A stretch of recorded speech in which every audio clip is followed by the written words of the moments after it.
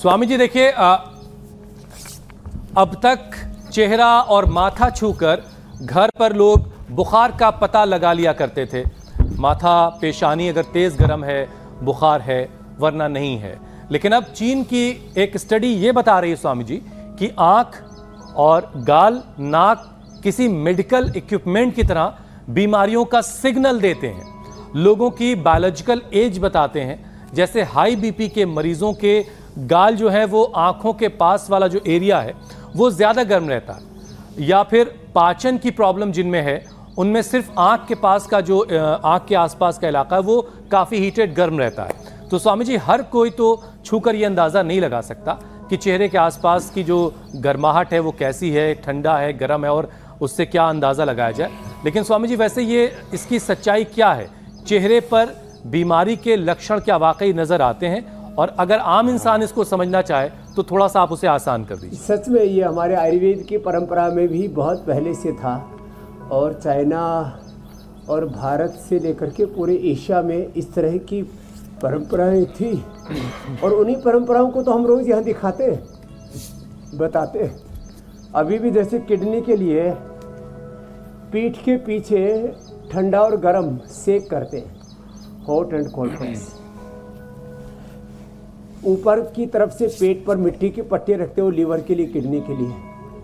फिर आगे और पीछे की तरफ से थोड़ा अच्छे से हो जाता है, उसको वृक्क बस्ती कहते हैं, वृक्क कहते हैं किडनी को। और ये सारी चीज़ें हम जो दिखाते बताते हैं, जलनेती, सूत्रनेती, बस्ती से लेकर के ठंडा गर्म शेक, लेप लपेट से लेकर के। और अब देखो आँखों के यहाँ जो है सफ़ेद सफ़ेद सा दिखने लगे तो समझो कोलेस्ट्रॉल बढ़ रहा है। ये तो काफ़ी लोगों को पता था। आपने जो बताया कि आँखों के नीचे ये जो है ना, ये किडनी का प्रतीक है, ये हिस्सा। तो यहाँ से गर्म गर्म होने लगे या थोड़ा सा उभरने लगे, ऐसे थोड़ा फूलने लगे, तो समझ लो किडनी की प्रॉब्लम आने वाली है। गालों पर थोड़ा सूजन सी आ जाए तो समझ लेना यहाँ से किडनी की प्रॉब्लम शुरू हुई। यहाँ पहुँचते पहुँचते लीवर और किडनी दोनों गिरफ्त में आ गए हैं। स्वामी जी, अभी तक तो लग रहा था कि सेहत की निशानी है, फूले फूले गाल। बता रहा हूँ, फिर पकड़ करके उसको चेहरे का खींचा जाता था गाल। स्वामी जी, उससे सेहत समझ... बच्चों में ठीक है फूले फूले गाल, तो बड़ों में ठीक नहीं है। वो बच्चों के लिए ठीक था।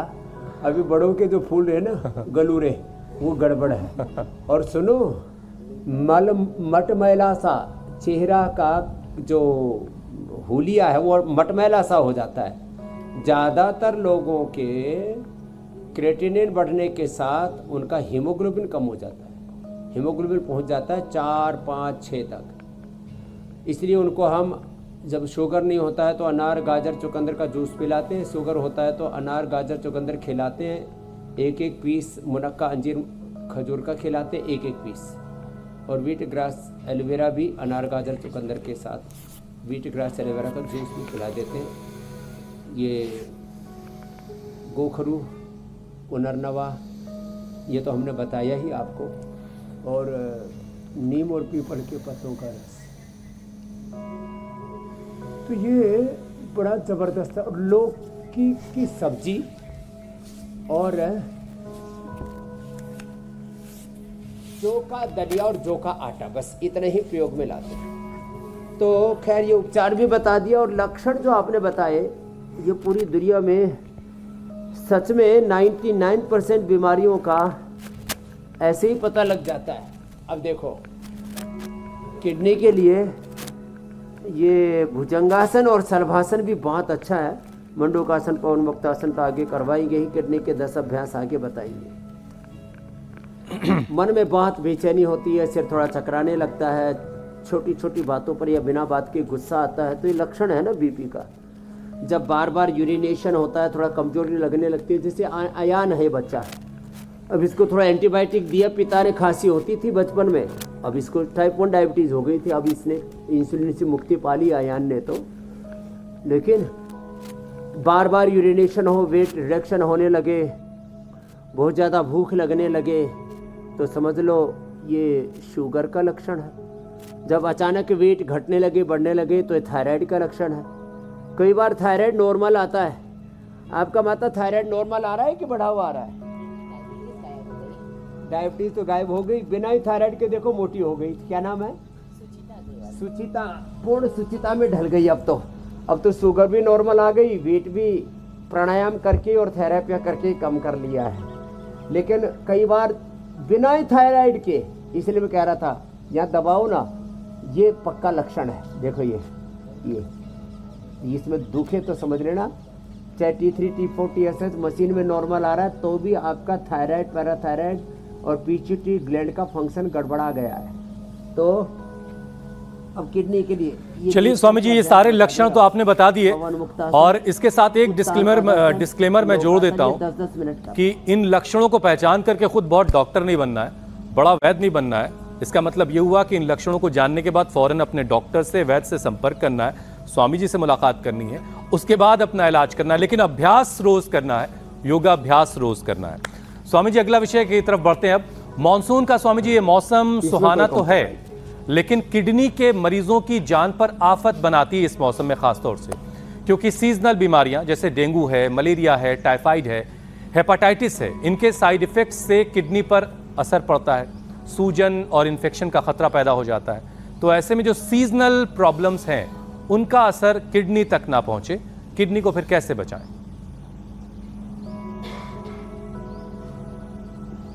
एक तो हाइजीन प्रॉपर मेंटेन रखना है, दूसरा पवन मुक्तासन, और ये सेतुबंद बहुत ईजी है, जो अधिक न कर पाए। अब जैसे कोई सर्वांगासन नहीं कर पाता है, जो कर सके तो बेस्ट है।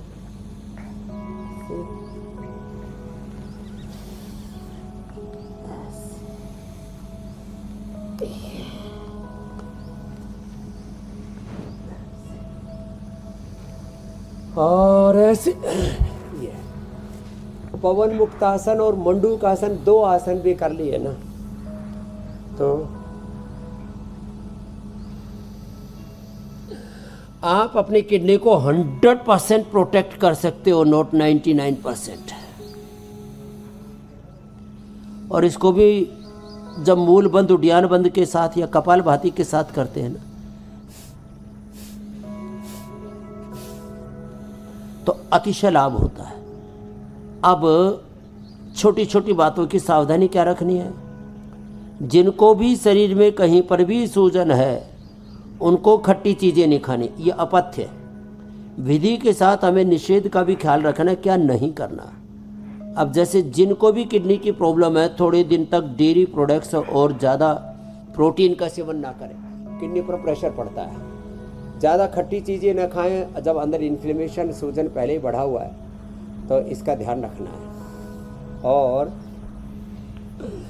थोड़ी दिनों तक डेयरी प्रोडक्ट बंद कर देते हैं, थोड़ी दिनों तक गेहूं चावल भी बंद कर देते हैं। केवल जौ के आटे की रोटी और जौ का दलिया हमने बताया, और लौकी की सब्जी, और उसमें भी मिर्च मसाले, तमाम तरह की जो फ्रेगनेंस, फ्लेवर, टेस्ट के चक्कर में बहुत तरह की चीज़ें हम ऐसे ही अलग अलग खाने पीने की चीज़ों में, शाक सब्जी, दाल में चीज़ें डालते रहते हैं। मूंग की दाल, वो भी बहुत पतले वाली है, और थोड़े दिन तो हम बंदी करा देते हैं सब कुछ, दाल चावल बाकी सब अनाज, केवल जौ का आटा, जौ का दलिया और लौकी की सब्जी ही देते हैं। अब सूजन आ जाती है ना, तो उसके लिए पुनर्नवा ये जो है ना ऐसे लंबा फैलता है। एक तो पुनर्नवा का मोटा मोटा पत्ता होता है, उसकी तो सब्जी बना देते हैं। और ये जो पतला पत्ते वाला और लंबी डंडी ऊपर निकलती है, जितना ये बाहर निकलता होता है इसके अंदर जड़ होती है। ये पुनर्नवा नाम ही इसके लिए कहते हैं इसको। ये दोबारा से नया कर देता है, और अंदर की सूजन का ये दुश्मन है। किडनी पर सूजन आ गई हो, एकदम से पुनर्नवा, पुनर्नवादि मंडूर, पुनर्ग्रिट, ये औषधि हमने बना दी। पुनर्नवा का फ्रेश जूस लो ना, ये तो बेस्ट है। पुनर्नवा गोखरू, ये भी फ्रेश ले लें, और धनिया भी फ्रेश ले लें। तीनों चीज़ें पिला दिया ना तो पूरा इन्फ्लेमेशन ख़त्म। और इस इन्फ्लेमेशन को ख़त्म करने के साथ साथ किडनी पर जो गांठें हो जाती हैं, किसी किसी को जेनेटिकली होती हैं। 3-3 पीढ़ियों के हमने चेक करा के देखी, दादा दादी नाना नानी, उनके संतानों को और उनके फिर आगे बेटा बेटियों को, माने जो है बच्चों से लेकर के बड़ों तक किडनी में सिस्ट, कम पानी पीने से, ज़्यादा दिन तक बीपी रहने से और जेनेटिकली किडनी में सिस्ट होता है, ये भी बड़ा खतरनाक होता है। और वर्षा ऋतु में फिर ये चीज़ें बढ़ने की संभावना होती है। इसलिए कपालभाति अवश्य करना है सबको, जैसे हमारे सब या योगी भाई बहन कर रहे हैं। कपालभाति और उसके साथ मंडूकासन, योग मुद्रासन। देखो मंडूकासन बहुत ईजी है, वज्रासन में बैठ के हो जाता है, और ये पद्मासन में बैठ के ऐसे। अब ये कठिन कठिन आसन तो पूर्ण उष्ट्रासन, डिम्बासन, चक्रासन, ये ना भी हो तो कोई बात नहीं, इतने से ही गुजारा कर ले। बद्ध पद्मासन भी ना हो तो कोई बात नहीं। ऐसे अपने आप को उभारना और निरंतरता से योग करना।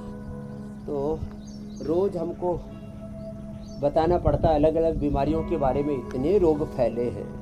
एक एक बीमारी से 5-5, 10-10% देश और दुनिया की आबादी पीड़ित है। किडनी के रोग की बात करें तो अब 5% से ज़्यादा लोग इसकी गिरफ्त में आ गए। इसका कारण है लोगों का हाइपरटेंशन बढ़ रहा है, लोगों की शुगर बढ़ रही है, और जंक फूड फास्ट फूड लोग ज़्यादा खा रहे हैं, नमक चीनी का सेवन ज़्यादा कर रहे हैं। इसके कारण से भी ये प्रॉब्लम बढ़ रही है। पानी कम पी रहे हैं और किडनी की एक्सरसाइज नहीं करते। किडनी की तो एक ही एक्सरसाइज है, कपालभाति, और वो कपालभाति लेकिन अच्छी बात स्वामी जी ये भी है, मुद्रासन, वक्रासन, गोमुखासन के साथ होती है तो और ज़्यादा फायदेमंद स्वामी जी। लेकिन अच्छी बात ये भी कि जब से आपने इंडिया टीवी के साथ इस कार्यक्रम की शुरुआत की, बहुत सारे लोगों ने अभ्यास के जरिए बहुत सारी बीमारियों को मात दी है, हराया है। ये बड़ी अच्छी बात है, और रोज़ाना लोग आपके साथ जुड़ करके योगाभ्यास करके अपने आप को सेहतमंद रख रहे हैं।